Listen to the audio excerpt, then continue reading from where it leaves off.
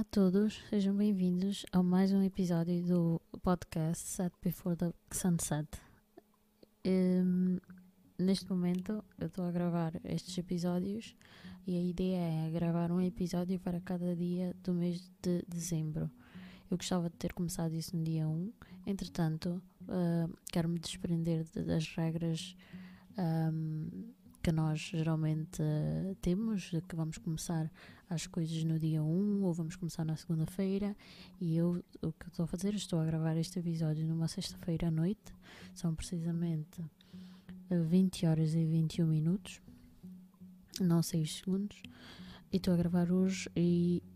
no dia 8, e a partida este episódio vai ser lançado no dia 9 de dezembro de 2023. Então, eu gostava de fazer um calendário de advento, ou seja, ou aqueles episódios tem no YouTube. Há anos atrás eu vi que alguns youtubers faziam uma série de episódios todos os dias no mês de abril, ou escolhiam um mês e faziam episódios em todo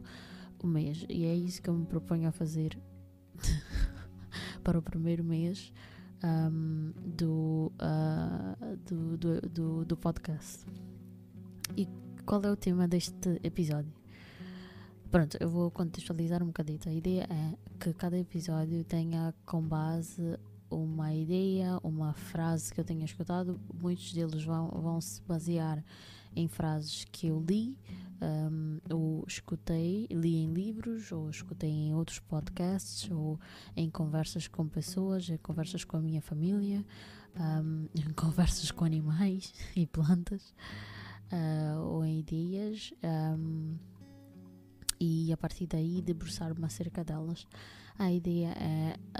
que tenhamos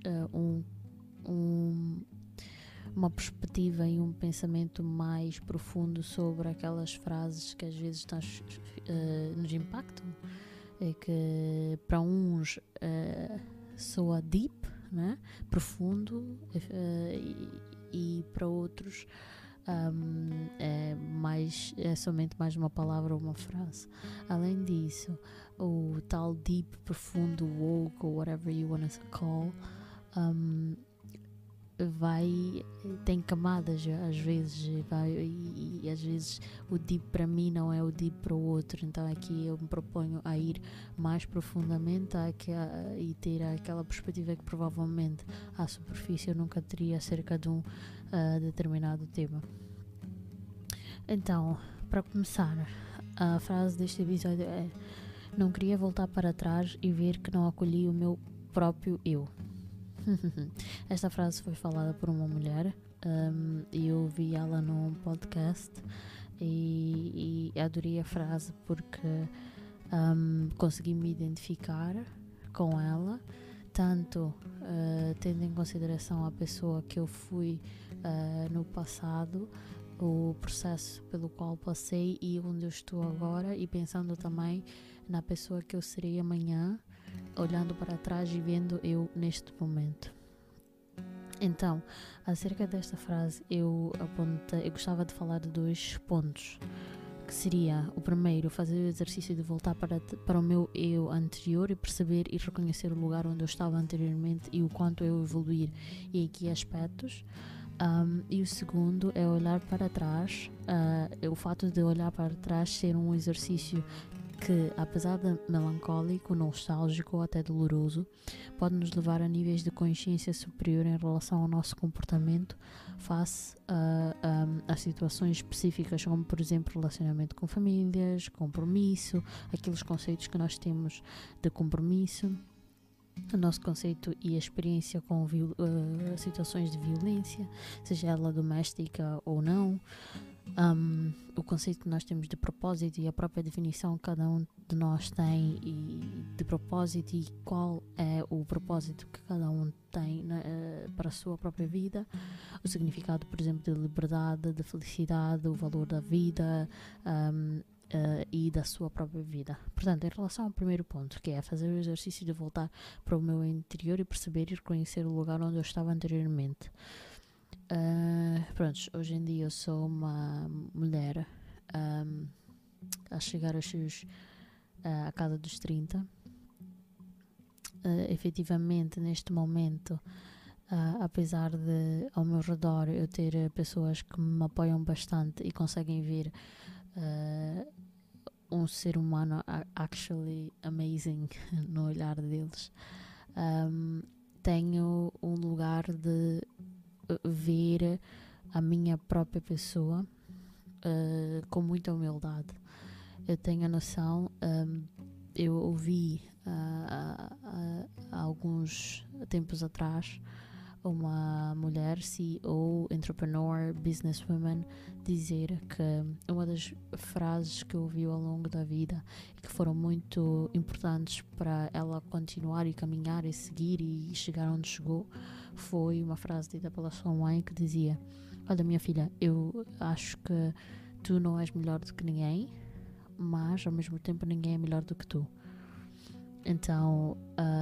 ter esta perspectiva de que ninguém está melhor, ninguém é capaz de fazer melhor e estamos todos no mesmo barco, temos todas as mesmas capacidades, potencialidades, ou aquilo que cada um de nós carrega é por si só o melhor que nós é o melhor que nós podemos oferecer naquele momento, e por si só, e por isso é o melhor, ponto final. E isso tem o seu valor. Então eu acho que quando eu olho para trás e olho para o meu eu anterior, e um pouco e sendo uma característica que eu ainda carrego até hoje, eu gostava de abraçar e dizer: olha um pouco mais, além de olhar para as coisas que tu estás a fazer e fazê-las muito bem, dá-te um bocadinho de tempo para saborear tudo o que tu tens feito. Tu és uma rapariga que adora dançar, adora rir, tem uma gargalhada espetacular. É alta, sim, é uma gargalhada muito alta, mas não deixes ninguém diminuir esse tom fazendo aquele comentário, por aqueles todos os comentários que ouves de que deverias ter como mulher e como rapariga deverias ter melhores modos. Portanto, continua, que isso eu tenho que apontar aqui. Nunca deixei de rir, pelo menos não até os meus 20 anos. Eu ria porque me sentia segura e principalmente porque estava num ambiente, numa casa, numa família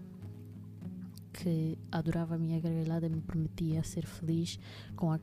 gargalhada que eu tive. Depois dos 20, a minha gargalhada em alguns momentos ficou um pouco mais apagada porque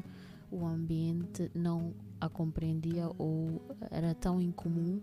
que as pessoas não estavam habituadas a ver alguém gargalhar daquela maneira e sentir a felicidade daquela maneira. E eu deixei, para me encaixar nesses espaços, deixei que a minha gargalhada se ouvisse um pouco menos, mas não deixei de gargalhar internamente. E felizmente hoje consigo voltar a gargalhar alto e em bom tom, e espero que assim continue para o resto da minha vida até os últimos tempos. Além disso, eu gostava de, ao olhar para o meu eu anterior, gostava de abraçar mais as minhas competências mais ligadas à arte. Eu ao longo da vida sempre tive a oportunidade, não sempre tive a oportunidade, lá está, dentro da minha família, eles sempre apoiaram tudo o que nós queríamos ou quisemos fazer. Entretanto, sempre houve também a mensagem de que não é possível fazer tudo, por mais que nós éramos esse tipo de crianças que gostava de fazer tudo, gostava de experimentar as 50 modalidades ao mesmo tempo,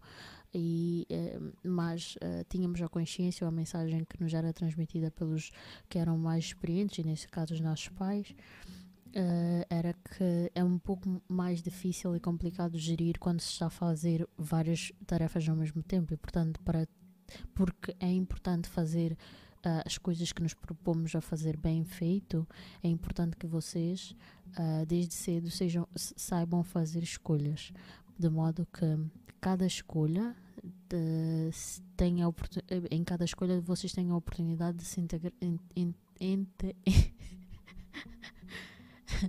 deliver in full. Your full potential will be delivered, ou seja, se entregarem a 100%. E portanto, sim, eu gostava que eu tive a oportunidade de fazer, aprender a desenhar, a fazer pintura, fiz alguns quadros. Hello Tweety, if you know what I mean. Tive a oportunidade de fazer natação, de fazer uma arte marcial, e em tudo que me propus a fazer, e jogar futebol, voleibol, basketball, and all of that was amazing. I loved it in every sport. Já agora, sejam vocês crianças, adolescentes ou pais que tenham crianças, I would fully advise for you to, if you have the possibility, incentivem os vossos filhos a fazerem alguma atividade extracurricular. Não falo necessariamente apenas de desporto, que hoje em dia muito é canalizado para essa vertente, mas façam alguma atividade extracurricular, seja arte, pintura, aquilo que eles efetivamente inclinarem-se para tal. Deem essa possibilidade, porque às vezes se torna não só uma... Nós geralmente vemos, quando as crianças têm a aptidão, temos logo a pressão de que, mas isto é alguma coisa que tu gostarias de levar para o futuro, isto tem futuro. Guys, we are talking, see the present. Abracem aquele potencial naquele momento. Ele gosta de fazer arte, a arte pode ser um escape para o teu filho, pode ser um abraço para o teu filho, pode ser aquela caneca de chá quente ou café quente, whatever your taste, ou aquele copo de vinho que tu bebes todas as sextas-feiras à noite para libertar, para te sentires acolhido ou te sentires quentinho. A arte, a pintura, o desenho, hoje em dia também o jogo, que sim pode se tornar um vício, mas pronto, sem aqui dizer marcas, mas já dizendo, o PlayStation da vida, os videogames, é isso que se diz, não é? Os videogames da vida, sim, apoiem, e se tiverem a oportunidade, sim, claro, sempre controlado, sempre, mas incentivem, porque aquele momento, às vezes nós por fora vemos como um momento de this is too much, ou não vai dar em nada. É um momento de um abraço onde eles se sentem quentes, e portanto eu, olhando para trás, gostaria de ter tido a consciência de quanto esses momentos extracurriculares me faziam bem, e de me abraçar, e eu nunca tive, deixando claro, eu nunca tive a sensação de que estava a fazer too much, mas acho que a certa altura também comecei a ter a pressão de ter que levar cada escolha para algum lado que pudesse ser ou ser profitable para a minha vida, e isso tira um pouco, e faz com que a decisão se torne um pouco mais carregada. E no segundo ponto, de olhar para trás e fazer um exercício melancólico, nostálgico, doloroso. Sim, há certas... este processo de olhar para trás é efetivamente, ou pode ser efetivamente, doloroso ou melancólico, nostálgico, ou seja, o que for para você, para ti, mas efetivamente através desses processos que nós conseguimos fazer por vezes luto em relação às situações dolorosas que nos aconteceram, e às vezes uma terapia em relação àquilo que nos aconteceu. Por acaso ouvi também numa outra conversa alguém a falar de um processo que lhe ajudou a superar um relacionamento com alguém, e era um processo em que, ou seja, essa pessoa já estava separada desse amigo. Na verdade não era uma relação romântica, era de um amigo. Já não se falavam há algum tempo e efetivamente achava que em relação àquela situação que levou à cisão, já tinha superado. Entretanto, a mulher dessa pessoa falou de uma prática que era escrever numa carta o que se sentiu naquele processo de decisão ou durante o processo de decisão, e que era uma prática interessante e que alguém havia falado a ela e que efetivamente resultava. A questão é, escreves na carta tudo, derramas tudo, sejam insultos, sejam verdades, sejam as tuas culpas, o que exatamente, ou seja, a tua perspectiva toda de como aconteceu a situação. E depois de passares pelo processo de escrita e de entrega a 100% em relação àquela situação, o que fazes é queimar a carta. E ele, ao falar da sua experiência, ele então decidiu fazer isso em relação à situação. Ele lá começou a escrever a carta, ainda não muito convencido de que seria um processo que levaria a algum lado, mas pronto, se propôs a fazer na mesma. Então começou a escrever e a meio da quarta ou quinta linha ele começa a derramar lágrimas, saem insultos grandes, ou seja, conseguiu sentir uma carga emocional muito grande em relação à situação, o que lhe fez a perceber que a situação efetivamente internamente, para ele, aquilo significava que internamente ainda não tinha resolvido a situação. Entretanto, se propôs a continuar a escrever, e escrevendo, à metade ele diz que já não havia lágrimas a derramar. Ele continuou a escrever, mas simplesmente parou de chorar. E efetivamente, quando acabou de escrever, ele teve a claridade em relação claro, sempre em relação à sua própria perspectiva. A perspectiva do outro não temos controle sobre isso, mas em relação à sua própria perspectiva teve também claridade, porque às vezes nós estamos tão embrulhados no que aconteceu e como aconteceu e tudo mais, e que não temos este tempo de efetivamente analisar tudo como nós efetivamente vemos, de facto atrás de facto, sequencialmente e tudo mais, e fica ali num embrulho que nos faz não ter claridade tanto em relação com as situações de facto, como em relação aos nossos posicionamentos perante essas situações ou pessoas. E isso fez com que essa prática fez com que ele pudesse ter essa tal claridade e ver que, prontos, foi uma cisão sim, que foi dolorosa, perdi alguém que foi importante na minha vida, então, entretanto, consigo perceber da minha parte que o porquê que eu escolhi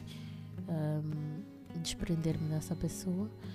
e estou em paz porque percebo que não havia possibilidade de continuarmos daquela maneira, e há uma paz nisso, no tu chegares a esse lugar tão claro onde consegues realmente perceber que, apesar de nós de gostar bastante daquela pessoa, da relação, de se manter, de ter, ou mesmo não gostando, de ter tido grandes expectativas, e de todo um apoio externo, seja do grupo, seja da família, isso tanto em relações, tanto em relação a relações amorosas, quanto amizades, quanto até emprego. Há pessoas que não chegam a esse lugar da claridade, mas quando chegam, efetivamente percebem porque que escolhem ou continuar nessas situações, porque encontram um propósito maior e uma importância maior em continuar nessas situações, como também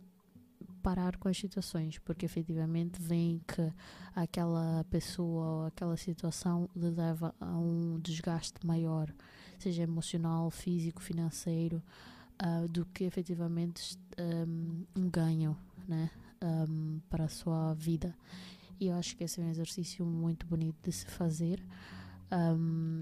principalmente em relação ao passado, para que nós possamos perceber como é que chegamos ao ponto onde estamos, onde, apesar de muita gente achar que apesar de muita gente se sentir que este é o melhor momento da sua vida, não daria nem sequer, não receberia nem 1 milhão de euros ou dólares ou qualquer que seja a tua currency para voltar para trás. Muitos de nós no momento presente se sentem perdidos, sentem que perderam estavam num rumo até muito próspero, mas que efetivamente ao longo do percurso de alguma maneira se perderam ou a coisa tornou-se muito caótica. A questão, e lá está, acho que o ponto a que chego depois desta análise é que voltar atrás e fazer esta tarefa de terapia pessoal em relação ao passado e para nos curarmos quase, para avaliarmos o nosso progresso em relação a situações específicas ou a temas específicos da nossa vida, seja o que for, ou pontos específicos que nós achamos cruciais que nos moldaram até hoje, é muito importante. 2, seja isso feito em relação a toda uma trajetória ou simplesmente a uma situação, ou seja, seja uma infância inteira ou a questão da parentalidade, a questão de ter tido irmãos ou não na vida, a questão de ter tido um relacionamento abusivo, a questão de ter tido uma educação que seja menos pró-liberdade ou mais pró-liberdade, a questão, seja qual for a questão, fazer o processo de avaliação dessas questões diferentes e logo hoje em dia que há muita liberdade e graças a Deus que há a liberdade de nós avaliarmos ponto por ponto e escolhermos qual é a forma que queremos viver a vida. É muito importante fazermos essa autoanálise e chegar a estes pontos, a estes momentos de clareza, e não digo que isto seja todas as sextas-feiras ou todas as segundas-feiras, porque são efetivamente exercícios que inicialmente podem até ser desgastantes, porque emocionalmente levas são voltas a situações que provavelmente foram pouco agradáveis, e mesmo as muito agradáveis, mas foram particularmente as situações pouco agradáveis, voltas a essas situações e como o tipo esteve a contar, podes voltar a situações onde a carga emocional foi muito grande e que infelizmente ainda pode estar muito acumulada dentro de nós, e portanto são caminhos que nós temos que rever com muito cuidado, porque podem abrir feridas e são importantes. Lá está, é importante ter a clareza, eu piso e repiso nisto, é importante ter a clareza em relação ao que nos aconteceu no passado, mas já ao mesmo tempo tenho a consciência de que é um processo que pode ser cansativo, doloroso, desgastante, e portanto tem que haver uma predisposição para fazer o caminho por completo, mas ao mesmo tempo louva todas as tentativas. Sempre que nós tentamos fazer isso, fazer alguma análise, seja do que nós vivemos no presente, seja aquela relação onde aquela pessoa, tu estás com aquela intuição, aquele feeling, o sexto sentido, seja de que, olha, sempre que quando estou com aquela pessoa não me sinto bem. Pronto, já é uma amiga ou um amigo há 15 anos, mas ultimamente, no último ano, eu não me sinto bem, sei lá, eu sempre que vou para ele eu sinto que a liberdade de falar diminuiu, sinto que eu